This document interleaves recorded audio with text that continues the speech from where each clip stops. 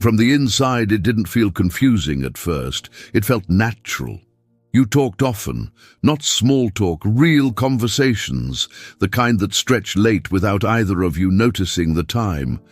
She told you about her stress, her doubts, parts of her past she doesn't usually bring up. She laughed with you easily, leaned on you emotionally, let you see her when she wasn't performing. And none of that felt casual. It felt earned. Because people don't open up like that unless something is there. So you didn't feel like you were guessing. You felt like you were being patient. You assumed things were unfolding, not stalling. You told yourself, this is how connection builds now. Slowly, organically, without pressure. And because nothing felt overtly wrong, you stayed. You stayed present, available, consistent. You didn't push for clarity, not because you were afraid, but because you didn't want to disrupt something that felt real. And the more time passed without a clear label, the easier it became to believe that the absence of definition was part of the process. That closeness was enough for now. That direction would come later. What this actually was only becomes clear once you see how it ends. What made it convincing was how good it felt. Closeness creates warmth, and warmth creates trust. When someone feels comfortable with you, they relax around you, they drop their guard, they stop editing themselves. They talk the way they don't talk to everyone, and your nervous system interprets that as intimacy. Because intimacy feels like progress. It feels like movement, even when nothing is actually moving. You felt included in her inner world, like you mattered. Like your presence made things easier for her, and in a way, it did. You were steady. You listened. You made space. You made her feel understood without demanding anything in return. And that's powerful. Because comfort doesn't ask for decisions. It doesn't force change. It doesn't require risk. Comfort just stays. So the connection stayed warm, it stayed close, it stayed undefined, and from the inside, that still feels like something is happening, because no one teaches you that closeness and direction aren't the same thing. No one warns you that emotional access can exist without intention, so you assume time will do the work, that clarity will arrive naturally, that what feels good must be going somewhere. There's a moment most men recognize immediately once they hear it described. You don't lean in as much anymore, not to test her, not to provoke a reaction, not to play some quiet game. You're just tired. Tired of initiating every conversation.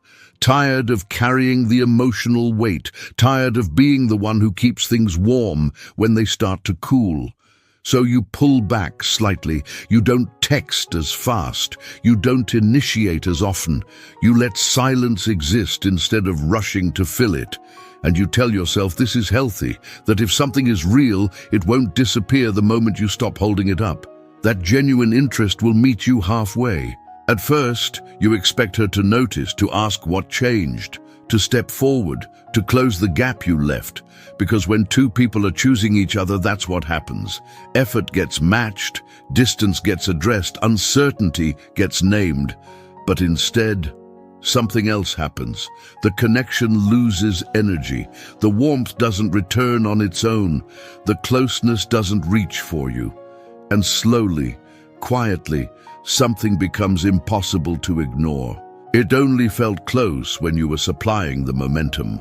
When you stopped compensating, there was nothing underneath it. Not because you broke anything, but because nothing was moving on its own. This is where most men get it wrong. They think the distance happened because they pulled back, that if they had stayed consistent, patient, available a little longer, things would have turned out differently. But the pullback didn't cause the shift. It revealed it, because closeness that depends on your effort isn't mutual. It's maintained. As long as you were initiating, listening, absorbing the uncertainty, the connection stayed alive. Not because it was growing, but because you were sustaining it.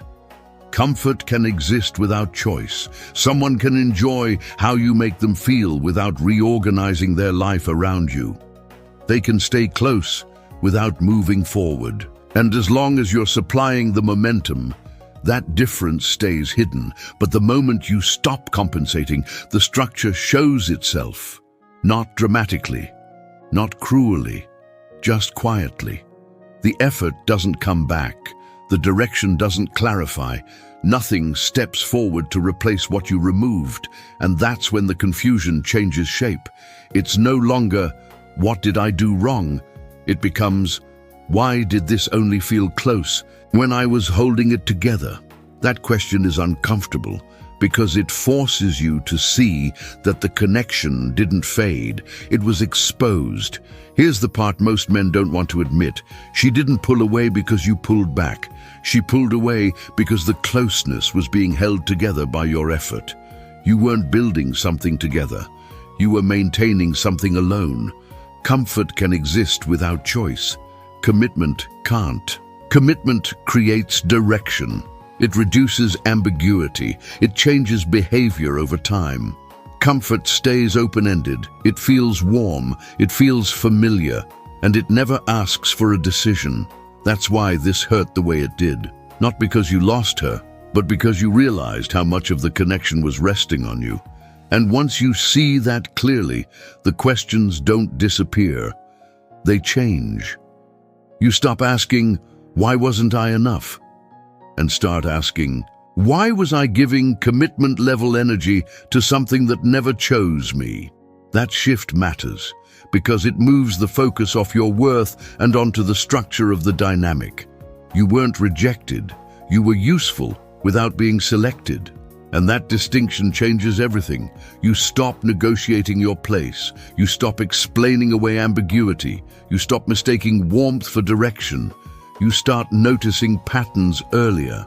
You notice when effort isn't matched, when clarity doesn't increase, when closeness exists without movement, and instead of arguing with that information, you respect it.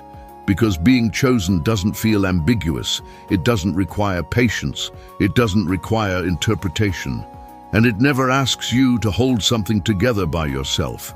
If this video put words to something you felt but never fully named, if you recognized yourself in the moments that quietly cost you, subscribe, not for motivation, not for noise, but for clarity. Because the more clearly you understand these dynamics, the less time you'll ever spend carrying something that was never moving forward, quietly.